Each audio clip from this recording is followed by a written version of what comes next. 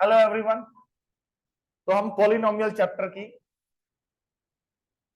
Case study record कर रहे हैं आपके साथ, क्योंकि सीबीएसई ने स्पेशली कहा है कि 9th और 10th में अब केस स्टडीज आएंगी। केस स्टडीज कुछ भी नहीं होती हैं, हमारे वही मैथ्स के जो कॉन्सेप्ट्स हमने सीखे हैं बुक से उसको रियल लाइफ में लेके आते हैं। जैसा कि ये क्वेश्चन आप देख रहे हो, केस स्टडी 1 है ये, यहाँ पे नंबरिंग 1 डाली है हमने जिसकी। As donation a flood relief camp has collected an amount of money.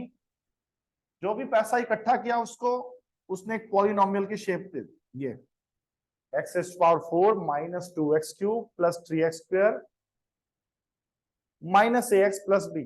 उसने अभी बताया नहीं है कि ये पॉलिनोमियल है, मतलब ऐसा एक एक्सप्रेशन लिख दिया उसने। ठीक है, तो हमारा पहला क्वेश्चन क्या है इस केस स्टडी का?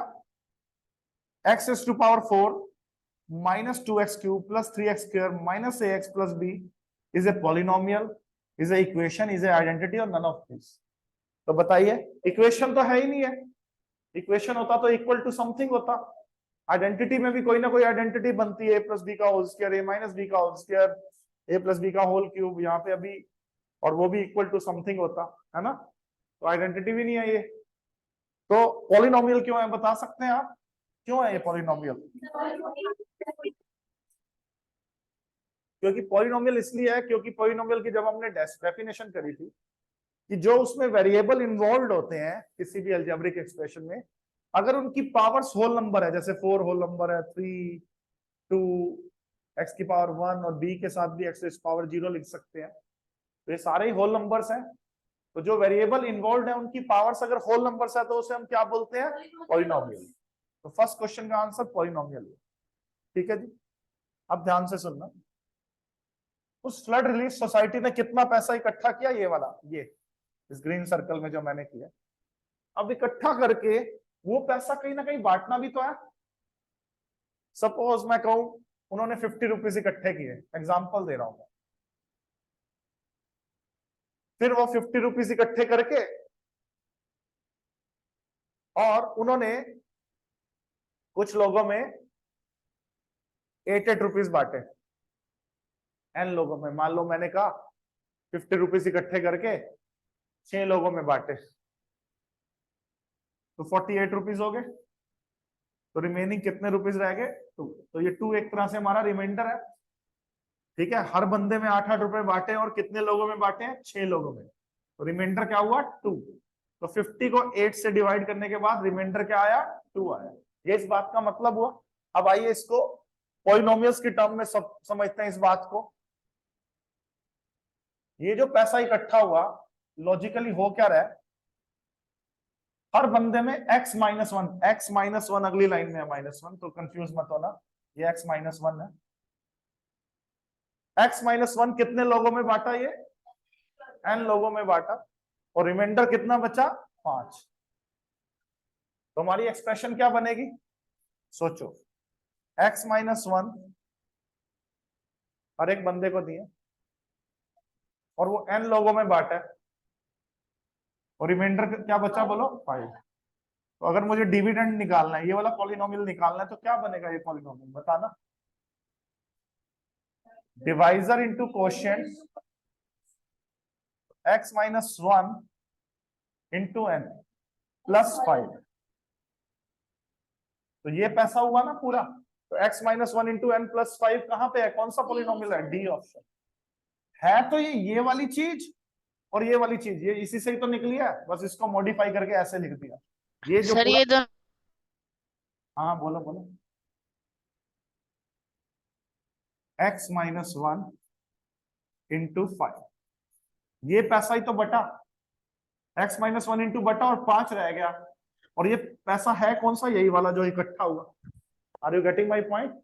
तो इसको मैं यूं भी सोच सकता हूं कि ये जो इकट्ठा हुआ है, इसको अगर मैं x-1 से डिवाइड करूंगा तब भी रिमाइंडर तो क्या बचना है? 5 ही बचना है। अभी वो वाली बात नहीं, अभी तो सिंपल उसने ये पूछा कि क्या एक्सप्रेशन बनेगी, तो क्या एक्सप्रेशन बनेगी बोलो? x-1 into n plus 5। इस लॉजिक से बोलो, आगे ये बात समझ अच्छे से? ठीक है, अब पार्ट 3 पे आ रहे हैं। पार्ट 3 पार्ट 2 की तरह ही है। देखो हर एक बंदे में कितने रुपीस दिए और कितने लोगों में बांटे, 8 लोगों में बांटे। मतलब वो जो पैसा है x+1 दिया हर बंदे को और वो कितने लोगों में बांटा, 8 लोगों में बांटा। फिर भी कितने रुपए रह गए बोलो। तो ये जो अंदर वाली डिविडेंड है ये कितनी आई, x+1। ए पार्ट। तो ये ए पार्ट आया। हाँ x+1 इंटू आर, मैंने आर लिखना था sorry. x+1 dividend is equal to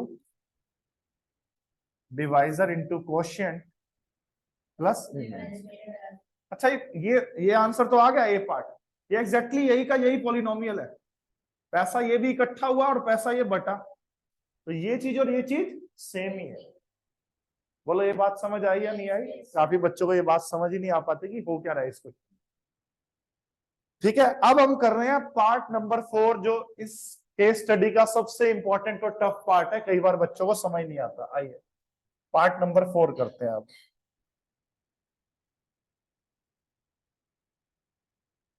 क्या रहा है, थोड़ा सा मैं नीचे करता हूं, एक्चुअल पॉलिनोमियल दिखाई दे रहा है ना हमें। ठीक, using the information in second and third. तो सेकंड में हमने कितना पैसा बांटा था बोलो, हर बंदे में x-1, और थर्ड में हर बंदे में कितना पैसा बांटा था, x+1।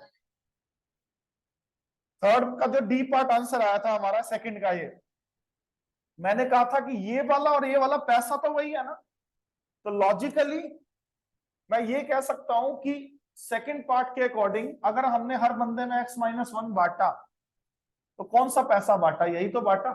ये वाला और ये वाला एक ही तो पैसा है, बस लिखने का तरीका अलग हो गया। तो ये वाला पैसा कौन सा बोलो, x4 - 2x³ plus 3x² minus ax plus b plus b। और हर बंदे में कितना बांटा अकॉर्डिंग टू दिस पार्ट, कहां गया, x-1। हर बंदे में कितना बांटा, तो मतलब ये पैसा अगर हर बंदे में x-1 बांटा, तो इस पैसे को अगर मैं x-1 से डिवाइड करूं तो कुछ रिमाइंडर मिलेगा। वो रिमाइंडर कितना मिला, वो दिया हुआ है, कितना मिला, 5। अब यहां पे मेरी कौन सी थ्योरम काम करेगी, रिमाइंडर थ्योरम काम करेगी। यहाँ पे मेरी कौन सी थ्योरम काम करेगी, क्योंकि हमें क्वेश्चन से तो मतलब ही नहीं है, हमें पूरा लॉन्ग डिवीजन थोड़ा ना करना है। तो रिमाइंडर थ्योरम में क्या करते हैं बताओ, जो हमारा डिवाइजर है, कौन है डिवाइजर, उसको पहले इक्वल टू 0 रखते हैं, उससे हमारा एक इनपुट निकल के आता है, वो x इज इक्वल जिसको पॉलिनॉमियल में डालते हैं, उसको पॉलिनोमियल में डालते हैं और हमारा रिमाइंडर आता है। हाँ इसमें तो रिमाइंडर ऑलरेडी गिवन है, क्या गिवन है बोलो, 5। फर्स्ट पार्ट में कितना रिमाइंडर गिवन है, 5। इस पॉलिनोमियल में इनपुट कितना डालें बोलो, 1 डालना सब बच्चे, 1 इनपुट। तो क्या इक्वेशन बन रही है, आइए मैं यहीं पे डाल दूं, 1 का 4 1 माइनस 2 × 1 का क्यूब, 2 × 1 का क्यूब है ना, 1 ही हो गया ना। मैं स्ट्रेट लिख रहा हूं अब, 3 × 1 का स्क्वायर, जल्दी बोलो, माइनस a × 1 प्लस b। तो ये किसके इक्वल रखो, रिमाइंडर के। अब शाबाश बताइए इससे इक्वेशन क्या बनी, -a + b। अच्छा 3 + 1 4, 4 - 2 2, 2 उधर जाके 5 में से माइनस हो गया, तो -a + b = 3।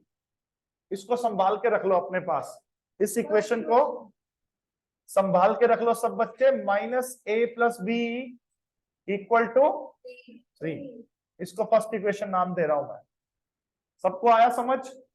फिर से सुनो, क्या लॉजिक लगाया, x-1 से इस पॉलिनोमियल को डिवाइड करना है, तो रिमाइंडर थ्योरम लगाई, इसमें x-1 = 0, x1 इसमें डाल दिया, इनपुट डाला, और आउटपुट क्या मिलेगा बोलो, रिमाइंडर मिलेगा, कितना मिलेगा, 5।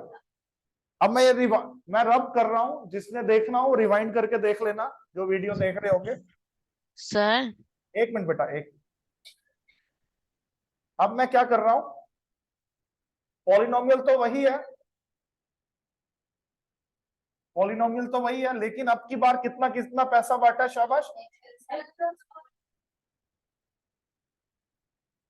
जब x+1 बांटा तो रिमाइंडर क्या बच रहा है बोलो, 19। हाँ जी, अगर रिमाइंडर 19, x की वैल्यू -1। हाँ तो रिमाइंडर थ्योरम लगाऊंगा तो हमारा जो डिवाइजर है x+1 = 0, x = -1, इस पॉलिनोमियल में हम इनपुट करेंगे। करो इनपुट, -1 की पावर 4,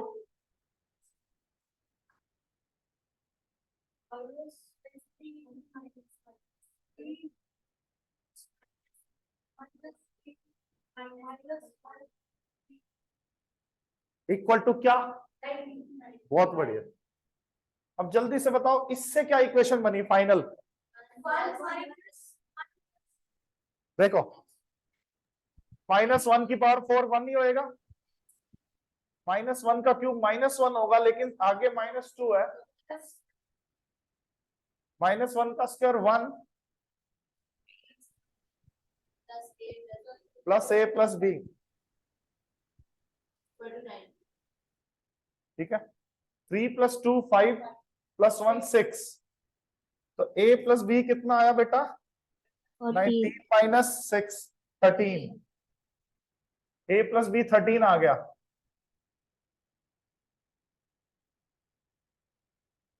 हाँ जी बेटा, समझ आ गया। दो इक्वेशन बन गई है, एक इक्वेशन क्या बनी है, -a + b 3, और एक इक्वेशन क्या बनी है, a + b 13। अब दोनों को सॉल्व करना है, 10th में सिखाया जाता है वो तो, लेकिन 9th में भी थोड़ा बहुत हमें सीखना पड़ता है, क्योंकि कई चैप्टर्स में हमें इक्वेशन सॉल्व करनी होती है।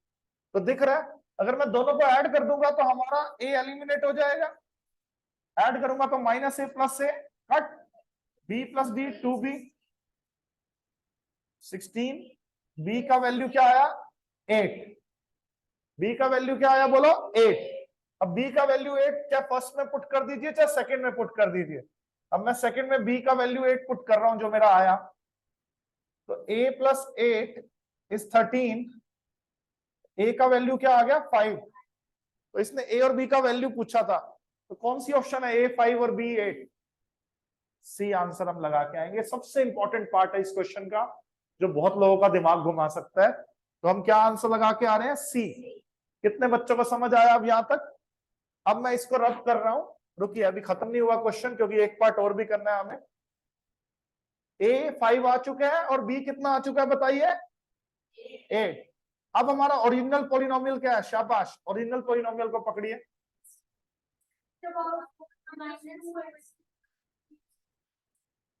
-3x² -ax + b।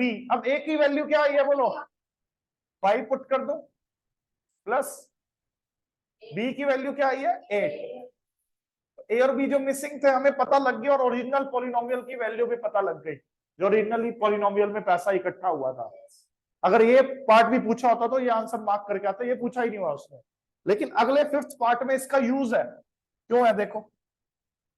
अब वो क्या कह रहा है कि हर बंदे में कितना पैसा डिवाइड किया गया, x - 2 डिवाइड किया गया। हर बंदे में कितना डिवाइड किया गया बोलो, मतलब इस पॉलिनोमियल को आप किससे डिवाइड कर रहे हो, किस पॉलिनोमियल को, ये जो हमारा सामने x, जो हमने a और b की वैल्यू पुट करके निकाला है, तो x - 2 से इसको डिवाइड करेंगे इस पॉलिनोमियल। तो x - 2 से डिवाइड करके हमें क्या निकालना है, रिमाइंडर निकालना है, तो उसने कहा ना कि कितना पैसा बचेगा। फिर से हम क्या करेंगे, रिमाइंडर थ्योरम लगाएंगे। रिमाइंडर थ्योरम क्या कहती है, जिससे डिवाइड कर रहे हो पहले तो वो लीनियर पॉलिनोमियल होना चाहिए, तो x - 2 is a linear polynomial, उससे डिवाइड करेंगे, x = 2 आ गया, x = क्या आ गया बोलो 2 आ गया। अब वो 2 पॉलिनोमियल में इनपुट करेंगे जिसका हमें रिमाइंडर निकालना था। इनपुट करो 2, 2⁴, यहां कर रहा हूं मैं साइड में, 2⁴ -2 × 2 का क्यूब प्लस 3 × 2 का स्क्वायर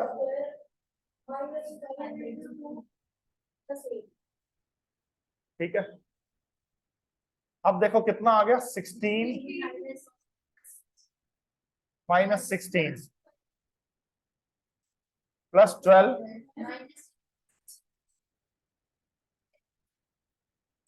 16 से 16 कट, 12 माइनस 10 2 प्लस 8 10 आ गया। तो 10 कोई ऑप्शन है, देखो सब बच्चे। तो हमने most important case study cover की है, जो लास्ट ईयर जो थोड़े से अच्छे स्कूल्स थे, दिल्ली, गुड़गांव, बेंगलोर, उसमें ये वाली केस स्टडी आई, इवन एमईटी इंटरनेशनल में भी आई। ठीक है, तो आपने भी करनी है। तो मैंने रिकॉर्ड इसलिए किया क्योंकि पहली बार जब बच्चा 9th या 10th में आता है ना, उनको थोड़ी दिक्कत आती है केस स्टडीज में। है कुछ भी नहीं, करोगे तो आपको सबसे आसान ही केस स्टडी लगेगी, आप देखोगे सारा पेपर ही केस स्टडी में बने। लेकिन शुरुआत में थोड़ी सी दिक्कत आती है बच्चों को, कोई बात नहीं, हम करेंगे अच्छी अच्छी केस स्टडीज। Thank you.